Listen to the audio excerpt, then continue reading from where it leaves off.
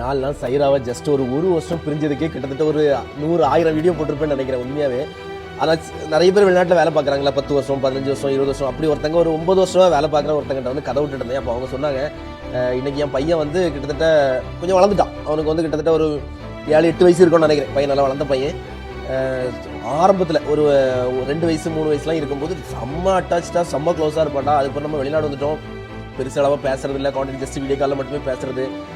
இப்போல்லாம் ஊருக்கு போனால் அப்பான்னா அப்பா, அவ்வளோதான். ஒரு மரியாதை இருக்கும், அவ்வளோதான்.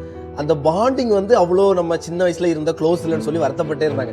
எனக்கு அவங்க சொல்ல ஏன்னா அவங்க என் வீடியோலாம் பார்ப்பாங்க. ஸோ பார்த்துட்டு அந்த கதை பேசும்போது சொன்னாங்க, ரொம்ப நாள் வெளிநாட்டில் இருக்காதடான்னாங்க.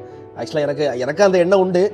ஆனால் நினச்சி பார்க்கும்போது அவங்க சொல்கிறத நினச்சி பார்க்கும்போதே என்னால் அதை அக்செப்ட் பண்ணிக்க முடியல. சைரா இப்படி ஆகிட்டானா நம்ம என்ன செய்யறதுங்கிற அந்த தாட்டுக்கே என்னால் போக முடியல.